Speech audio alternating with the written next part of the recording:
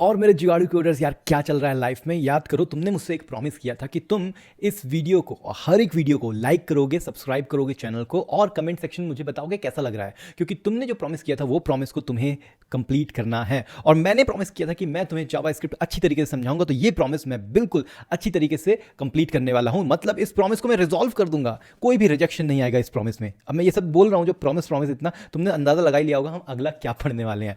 हाँ भाई, तो कॉल बैक हेल को सॉल्व करने के लिए हम पढ़ने वाले हैं प्रॉमिस के बारे में। तो चलो देखते हैं ये प्रॉमिस होता क्या है। भाई प्रॉमिस तो तुम जानते ही होगे कि यही होगा ना प्रॉमिस बहुत लोगों को। ये प्रॉमिस मतलब सिंपल सा वादा कर रहे हैं, हम कुछ चीज़ कंप्लीट करने का वादा कर रहे हैं। कैसे करते हैं? तो सबसे पहले हम लिखते हैं प्रॉमिस, और एक क्लास होती है प्रॉमिस नाम से विद कैपिटल पी, याद रखना।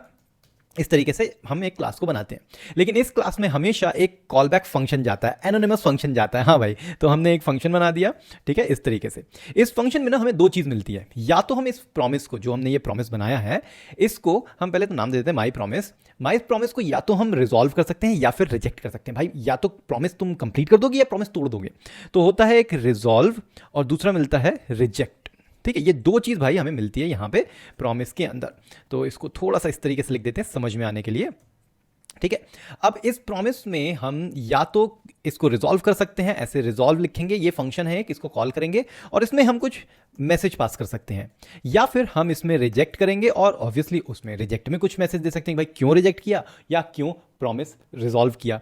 अब ये तो हो गया भाई, प्रॉमिस हमने रिजेक्ट भी कर दिया, हमने रिजॉल्व भी कर दिया, लेकिन कुछ एक चीज़ करनी ना, या तो रिजेक्ट करोगे या रिजॉल्व करोगे। चलो ऐसा ही अगर है तो देखते हैं होता क्या है। तो हम इसको यूज़ कैसे करते हैं। अगर मैं इसमें लिख दूं माई प्रॉमिस और इसको मैं लॉक कर देता हूं, कुछ नहीं कर रहा हूं मैं, सिर्फ माई प्रॉमिस को लॉक किया मैंने, तो ये एक्चुअली रिटर्न क्या किया तुमने देखो, यहां पे इसने प्रॉमिस रिटर्न किया जो फुलफिल्ड हो चुका है, मतलब कंप्लीट हो चुका है। अगर मैं ये दोनों चीज़ें हटा दूं और फिर सेव करूं तो देखो यहां पे क्या आया, प्रॉमिस, लेकिन अभी वो पेंडिंग है, अभी कंप्लीट नहीं हुआ है। तो या तो तुम उसमें रिजॉल्व कर सकते हो। अगर मैं रिजॉल्व करता हूं तो देखो फुलफिल्ड लिखा है, प्रॉमिस इज फुलफिल्ड, और उसमें क्या आंसर में क्या आया भाई, सक्सेस, रिजल्ट है उसका सक्सेस।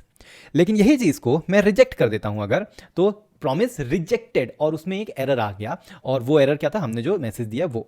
तो ये दो ही चीज कर सकते हैं। अब तुम एक चीज और ध्यान दो, जब मैंने इसको रिजॉल्व किया तो यहां पे ये सिर्फ फुलफिल आया, रिजेक्ट नहीं आया भाई, क्योंकि दोनों में से एक ही चीज होगी ना, या तो प्रॉमिस रिजॉल्व होगा या प्रॉमिस रिजेक्ट होगा। इसका मतलब ये रिजेक्ट इनवैलिड हो गया, या एक और रिजॉल्व में करता हूं तो वो भी इनवैलिड हो गया। मान लो मैंने रिजॉल्व में लिख दिया वार्निंग, तो वो भी रिजेक्ट हो गया, क्योंकि इसके बाद एक बार या तो रिजेक्ट या रिजॉल्व हुआ तो आगे कोई भी रिजेक्ट रिजॉल्व काम नहीं करेगा। ये बहुत इंपॉर्टेंट वाली बात है। चलो यहां तक तो बात समझ में आ गई कि यार ठीक है, ये कुछ रिजॉल्व रिजेक्ट वाली कहानी है प्रॉमिस को। इसका यूज कैसे करना, इसको हमें अपने कोड को, जो कॉल बैक हेल है, उसको सॉल्व कैसे करेंगे, कोड हमारा अच्छा कैसे कर सकता है ये। ठीक है, अब देखो यहां क्या करते हैं, इस रिजॉल्व को हम लिखते हैं सेट टाइम आउट के अंदर, और 2 सेकंड के बाद इसको करते हैं रिजॉल्व। तो देखो क्या हुआ, यहां पेंडिंग चल रहा था और पेंडिंग ही है। अरे ये क्यों हुआ भाई, अभी ना हमने थोड़ी देर पहले जब देखा था तो ये हमने डायरेक्टली कर दिया था भाई, प्रॉमिस बनाया और उसी समय कंप्लीट कर दिया, प्रॉमिस करते ही साथ कंप्लीट कर दिया। कैसे कि भाई आज मैं प्रॉमिस करता हूं कि तुम्हें एक वीडियो जरूर दूंगा, और तुरंत दे दिया। ठीक है, तो ये इंस्टेंट हुआ। लेकिन हो सकता है बहुत सारी चीजें हम कुछ देर बाद कर रहे हों। अब यहां पे जब हम कर रहे हैं ऐसे, तो ये तो यार पेंडिंग ही आ रहा है, तो हम प्रॉमिस को कैसे बताएंगे कि अब इसका नया स्टेटस क्या है पेंडिंग का, क्योंकि जिस समय लॉक किया था उस समय वो पेंडिंग ही था, 2 सेकंड के बाद वो रिजॉल्व हो चुका है। अब कैसे पता लगेगा, चलो देखते हैं। अब तुम्हारा वो स्कूल डेज याद करो, कुछ बहुत अच्छे टीचर्स होते थे जो हमें ना रिवॉर्ड करते थे कुछ अच्छा काम करने के लिए। तो वो क्या बोलते थे कि यार जो ये होमवर्क कंप्लीट कर लेगा उसको जो है एक डेयरी मिल्क मिलेगी या चॉकलेट मिलेगी या कुछ भी गिफ्ट मिलेगा बहुत अच्छा सा। तो अच्छे वाले टीचर भी होते थे, ऐसा नहीं कि हमेशा टीचर्स बेकार होते थे। मैं जो है चॉकलेट देता था, डेयरी मिल्क सिल्क वाली। ठीक है, तो ये चीज़ क्या हुई, इसमें हुआ क्या, एक टास्क दिया था, वो फ्यूचर में था। फ्यूचर मतलब बाद में, थोड़ी देर बाद कंप्लीट होगा भाई, होमवर्क तुरंत थोड़ा ना कंप्लीट कर लोगे। तो टीचर ने प्रॉमिस किया था कि ये रिजॉल्व हो जाएगा, मतलब होमवर्क कंप्लीट हो जाएगा, देन मैं कुछ कंप्लीट करके दूंगा। लेकिन जो होमवर्क नहीं देगा उसको भी एक एरर मिलेगा, मतलब एक छड़ी मिलेगी। हो सकता है भाई थोड़ा स्ट्रिक्ट भी टीचर हो, अच्छा भी है लेकिन स्ट्रिक्ट भी है। तो यहां पे हम बोल सकते हैं कि वो चीज कंप्लीट होने के बाद, अब इसको इंग्लिश में जब हम बोलेंगे तो हम बोलेंगे कि when you complete the homework then, है ना, आया ना देन, तो ये देन ही हमारा यहां पे काम करेगा। तो कैसे करेंगे, यहां देखो हम यहां पे लिखते हैं माई प्रॉमिस, डॉट देन का मतलब है जब ये रिजॉल्व हो जाए तब क्या करना है हमको।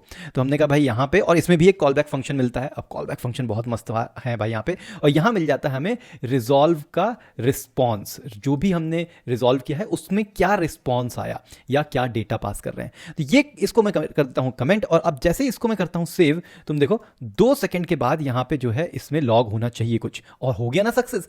ये है कुछ बात भाई हमारे प्रॉमिस की। इतना शानदार चीज़ है यार ये प्रॉमिस, ठीक है। अब इसी तरीके से हो सकता है तुम रिजेक्ट भी कर रहे हो, तो तुमने कहा नहीं नहीं नहीं यहाँ तो कुछ प्रॉब्लम है भाई, रिजेक्ट करना है, तो तुमने कहा,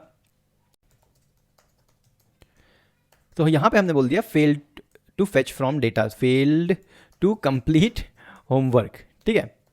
अब इसको जैसे ही किया 2 सेकंड के बाद एरर आ जाना चाहिए, और वो देखो ये एरर आ गया, failed to complete the homework.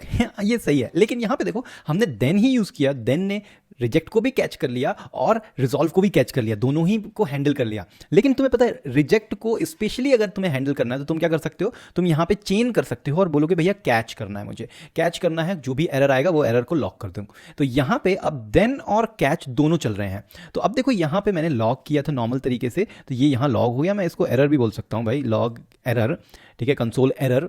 तो ये एरर में आ गया fail to complete the homework. लेकिन ये देन वाले पार्ट में नहीं गया, क्यों? क्योंकि इस समय दोनों चीज़ों की हैंडलिंग अलग हो रही है। अगर मैं इसको वापस रिजॉल्व कर दूंगा तो इस बार ये देन वाले पार्ट में जाएगा, कैच में नहीं जाएगा। ये देखो सिर्फ सक्सेस आया और एरर वाले में कुछ आया नहीं। अब तुम बोलोगे शायद कोई एरर था ही नहीं इसलिए लॉग नहीं किया। अरे भाई तो एक काम करते ना, यहाँ पे ऐसे कर देते हैं, कंसोल डॉट लॉग एरर, ठीक है, और यहाँ पे हम कर देते हैं इसी तरीके से कंसोल लॉग रिजॉल्व। अब देखो रिजॉल्व के बाद सक्सेस आना चाहिए, यस। अब यहाँ पे मैं एरर कर देता हूँ तो आना चाहिए एरर फिर जो भी एरर हो, ये देखो एरर फिर जो भी एरर। तो इसलिए ये प्रॉमिस जो है एक नंबर गजब वाली चीज़ है भाई। अब तुम्हारे दिमाग में घुस गया होगा कि यार रिजॉल्व और रिजेक्ट का क्या ही यूज़ है, पर फिर भी मेरे हिसाब से अभी एक प्रॉब्लम तुम्हें अभी भी खटक रही होगी कि यार सार्थक भाई सब समझ में आ गया, ठीक है, प्रॉमिस कैसे काम करता है, देन लगा दो तो रिजॉल्व हैंडल कर लेता है, कैच में एरर हैंडल कर लेता है, लेकिन ये कॉल बैक हेल को कैसे सॉल्व करेंगे? चलो ना, तो बता देता हूँ ना, कोई दिक्कत नहीं है इसमें। तो याद करो हमने कॉल बैक हेल बनाया ही क्यों था, क्योंकि हम चाहते थे स्टेप्स जो थे हमारे सैंडविच बनाने के, वो पहला 1 हो, फिर 2 हो, फिर 3 हो, फिर 4 हो। ऐसा नहीं हो कि 1 के बाद 4 आ गया, फिर 3 आ गया, फिर 2, कुछ भी नहीं चलना चाहिए, ठीक है। तो वापस इसको जो है अनकमेंट करते हैं यहाँ से यहाँ तक, और ये वाले को भी जो है हम अनकमेंट करते हैं और रन करते हैं। तो स्टेप 1 आया, स्टेप 2 आया, फिर वो फेल आ गया वो प्रॉमिस की वजह से, फिर 3 आया, फिर 4 आ गया। चलो इस पूरे प्रोसेस को हम कन्वर्ट करेंगे अपने प्रोमिसेस में। तो सबसे पहले मैं बनाऊंगा कुछ फंक्शंस, ठीक है। अब ये जो प्रॉमिस बनाया है इसको हटा ही देते हैं, क्योंकि हम बनाने वाले हैं बहुत सारे फंक्शन स्टेप 1, ठीक है। स्टेप 1 में हम एक प्रॉमिस रिटर्न करेंगे, तो हम इस बार प्रॉमिस रिटर्न कर रहे हैं, और इस प्रॉमिस में हम लेंगे सिर्फ रिजॉल्व, रिजेक्ट नहीं कर रहे हैं हम कुछ भी, तो इसलिए सिंपल सी बात है। अब प्रॉमिस में जाएंगे और हम बोलेंगे सेट टाइम आउट, 1 सेकेंड के बाद भाई तुमको ये कर देना है इसको लॉग। तो ये लॉग करने और लॉग करने के बाद कर देना है इस प्रॉमिस को रिजॉल्व, क्योंकि रिजॉल्व करना तो बहुत इंपॉर्टेंट है, ठीक है। ये हो गया। इसी तरीके से हम बहुत सारे और भी बना देंगे स्टेप। तो ये स्टेप 1 था, ये स्टेप 2 है। स्टेप 2 में क्या हो रहा है भाई, स्टेप 2 यहाँ पे है, ठीक है भाई। स्टेप 2 यहाँ पे हमने कर दिया और इसको भी रिजॉल्व कर दिया। फिर ले गए स्टेप 3 बनाया फटाक से, और स्टेप 3 को भी ले गए। अब तुम बोल रहे होगे सार्थक भाई टाइम वेस्ट कर रहे हो। अरे टाइम वेस्ट नहीं भाई, बहुत अच्छी चीज़ है, अभी समझ में आएगा ना जब, तो बोलोगे वाह वाह वाह क्या गजब चीज़ है, ठीक है। अब यहाँ पे फाइनली इसको कर देते हैं यहाँ पे इस तरीके से। तुम बोलोगे सार्थक भाई यार ये कोड बड़ा नहीं हो रहा है, मैं बोलूँगा हाँ थोड़ा तो बड़ा हो रहा है यार, क्या कर सकते हैं, ठीक है। लेकिन अब हम इन फंक्शंस को यूज़ करेंगे। तो सबसे पहले कॉल करते हैं स्टेप 1 को। स्टेप 1 को कॉल किया जैसे ही मैंने, और कुछ भी नहीं किया, तो देखो यहाँ पे स्टेप 1 को कॉल करने के बाद 1 सेकंड के बाद वो अपने आप रिजॉल्व हो गया है। और जैसे ही रिजॉल्व हुआ, कॉल किया था हमने इस फंक्शन को, तो ये देखो 1 वाला लॉग हो गया। लेकिन इसमें हम करना यह है कि कॉल होने के बाद जब ये रिजॉल्व हो जाए तब भी तो हमें कुछ करना है भाई। सेकंड स्टेप कौन कॉल करेगा? तो हम बोलते हैं फर्स्ट स्टेप जब हो जाए तो डॉट देन, और स्टेप 2 हमें यहाँ पे फंक्शन पास करना होता है ना, हमेशा ऐसे करके हम कुछ फंक्शन पास करते हैं ना, तो हमने पूरा का पूरा स्टेप 2 नाम का फंक्शन ही दे दिया। अब ये देखो इसको ऐसे करता हूँ, तो ये देखो स्टेप 1 आया, फिर स्टेप 2 आ गया, है ना इंटरेस्टिंग। अब देखो यहाँ पे जाते हैं, देन स्टेप 3, फिर उसके बाद स्टेप 4, और जैसे ही इन सबको सेव करता हूँ तो 1 आया, फिर 2 आया, फिर 3 आया, फिर 4 आया। और ये देखने वाली बात ये है ये कितना क्लीन लग रहा है यहाँ पे, और हर एक स्टेप जो है डेडिकेटेड है अपने काम के लिए, अपनी जगह पे वो फिक्स हो चुका है। अब अगर तुम चाहते हो कि यार इसमें हो सकता है कभी प्रॉब्लम आ जाए तो मैं कैसे करूँगा, तो भाई कुछ नहीं करना है, यहाँ पे कैच करना है एरर को और कंसोल एरर कर देंगे यहाँ पे बहुत अच्छे तरीके से। इसका मतलब किसी भी स्टेप में प्रॉब्लम आई अगर, तो वहाँ पे हो जाएगा ये रिजेक्ट को हैंडल कर लेगा। तो देखो मैंने मान लो यहाँ पे रिजेक्ट उठाया और यहाँ पे पहले ले लेता हूँ भाई, रिजेक्ट था और मैंने कर दिया new error something is wrong, ठीक है, क्योंकि रिजेक्ट या रिजॉल्व में से एक ही चीज़ होगी, तो ये इसने किया रिजेक्ट और इसके बाद देखो यहाँ पे आया रिजेक्ट और फिर सिर्फ एक बार ये कॉल हुआ, रिजॉल्व हुआ ही नहीं। ऑब्वियसली एक चीज़ होगी ना, तो सेट टाइम आउट काम करेगा, लेकिन उसने सिर्फ कंसोल लॉक किया और रिजॉल्व किया ही नहीं क्योंकि वो डायरेक्ट कैच में पहुंच गया। अब ये चीज़ चलो हम करते हैं किसमें, सेकंड वाले में। तो हमने कहा स्टेप 2 में करते हैं, ये रिजेक्ट लिया और रिजेक्ट को हमने डाल दिया यहाँ पे। ऑब्वियसली ये इसका रिजेक्ट को भी हैंडल कर लेगा क्योंकि हमने डाल के रखा है भाई। तो पहला वाला स्टेप जैसे कंप्लीट हुआ उसके बाद वो सेकंड वाले पे गया और सेकंड वाले में उसने दे दिया एरर, एरर दे दिया ये रिजेक्ट वाला। अब रिजेक्ट दे दिया तो भाई रिजॉल्व तो हो ही नहीं सकता। तो इस तरीके से तुम इस सब चीज़ को जो है काम कर सकते हो। अब एक चीज़ और पता है तुम्हें, इन सब के बाद एक और मज़ेदार चीज़ होती है जिसको बोलते हैं फाइनली। अब तुम बोल रहे हो सर तो भाई ये याद आया कुछ अभी थोड़े टाइम पहले ही पढ़ा था हमने, ट्राई कैच फाइनली।